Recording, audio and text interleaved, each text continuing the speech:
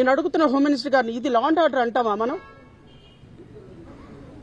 దీన్నే legitimate governance అంటామా? Is it not a state sponsored terrorism as you rightly said Chandrababu Naidu గారు?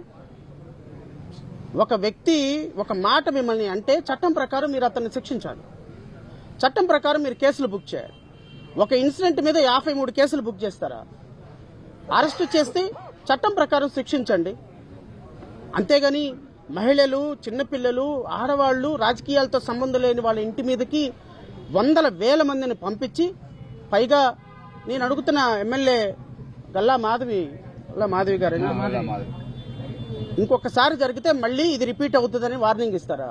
ఏమా మీరు ప్రజాస్వామ్యంలో నివసిస్తున్నాం అనుకుంటున్నారా, లేకపోతే మీ యొక్క ఆటవిక పరిపాలనలో నివసిస్తున్నాం అనుకుంటున్నారా? ఇది రాజ్యాంగంలో ప్రమాణం చేసి మీరు మీ ముఖ్యమంత్రి ప్రమాణ స్వీకారం చేసి అయ్యారు, కానీ మీ తెలుగుదేశం పార్టీ మేనిఫెస్టోలో ప్రమాణ స్వీకారం చేసి అవ్వలేదు. ఈ దేశంలో ప్రతి ఒక్క దానికి ఒక పద్ధతి ఉంటుంది, ఒక లా ఉంటుంది, ఒక ప్రొసీజర్ ఉంటుంది. ఒకవేళ అంబటి రాంబాబు గారు తిడితే లీగల్ గా దాన్ని కేసు పెట్టి దాన్ని డీల్ చేయాలి తప్ప ఈ రోజు మీ అనుచరులందరినీ కూడా ఇళ్ల మీదకి పంపిస్తే రేపొద్దున అధికారం మారదా? మీకు అనుచరులు ఉన్నట్టు వీళ్ళకి అనుచరులు ఉండరా? మీ దగ్గర ఉన్నట్టు రడ్లు, కత్తులు అంబటి రాంబాబు గారి దగ్గర ఉండవా? మీ ఒక్కడికే అమ్ముతారనుకుంటారా రాడ్లు, కత్తులు, కటార్లు? This is not democracy. This is not a way of doing things in democracy. ఈరోజు ఒక రాష్ట్రంలో అంత ఆటవిక పరిపాలన జరుగుతుంది. ఒక మహిళ, ఒక చిన్నపిల్లలు ఈరోజు ప్రాణభీతితోటి ఇంకా ఆ రోజు జరిగిన ఇన్సిడెంట్ ఇంకా మర్చిపోలేని పరిస్థితుల్లో ఈ కుటుంబం ఉన్న సందర్భంలో ఖచ్చితంగా మాలాంటి వాళ్ళ మద్దతుగా నిలబడాల్సిన సందర్భం ఉంది. సమాజం మొత్తం నిలబడాల్సిన సందర్భం ఉంది. పార్టీలకు అతీతంగా అంబటి రాంబాబు గారు ఒక న్యాయవాది.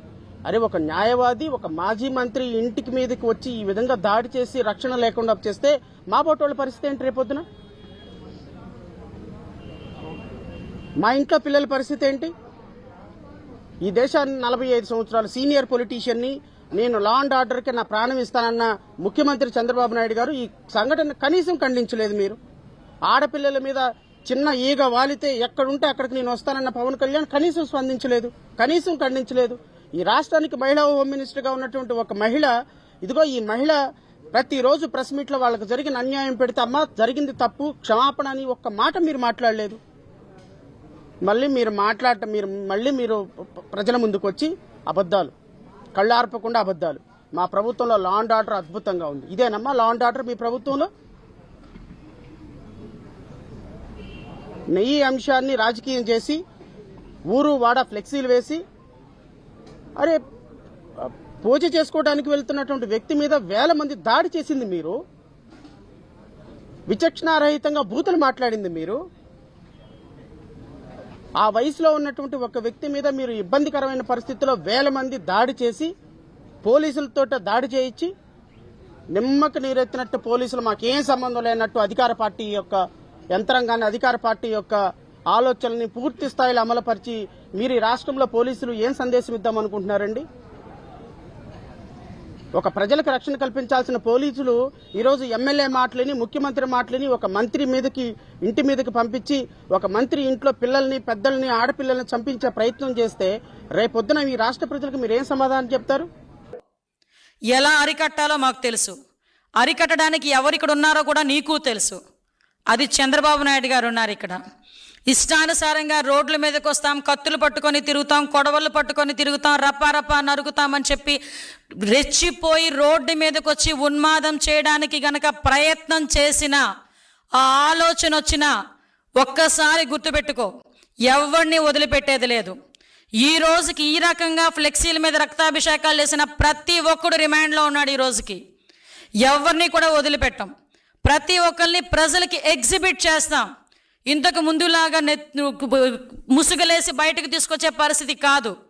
ఈరోజు ఒక పోక్సోలో చిన్నపిల్ల మీద రేప్ అటెంప్ట్ చేసినా రోడ్డు మీద నడిపించే తీసుకెళ్తాం.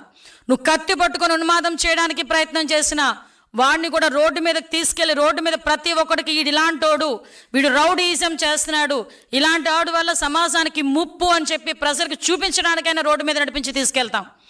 అలాగే తీసుకెళ్తున్నాం కూడా. రౌడీ షీటర్ని కూడా ఈరోజు రోడ్డు మీదకి తీసుకొచ్చి మేము నడిపిస్తున్నాం. ఇష్టానుసారంగా చేసుకుంటాము, మాకు నచ్చినట్టు ప్రవర్తిస్తాము, ఎవడో అడ్డొస్తాడో చూస్తామని మీరు అనుకుంటే రండి మేము చూసుకుంటామని మేము కూడా సిద్ధంగానే ఉన్నాం, మా డిపార్ట్మెంట్ కూడా సిద్ధంగానే ఉంది. ఎవడు పడితే వాడు వచ్చి రోడ్ల మీదకి వచ్చి కత్తులు పట్టుకొని తిరుగుతామంటే చూస్తూ ఊరుకోవడానికి ఈరోజు మీరు కాదు, ఇక్కడ ఉన్నది సిబిఎన్. మళ్ళీ చెప్తున్నా, ఇక్కడ ఉన్నది చంద్రబాబు నాయుడు.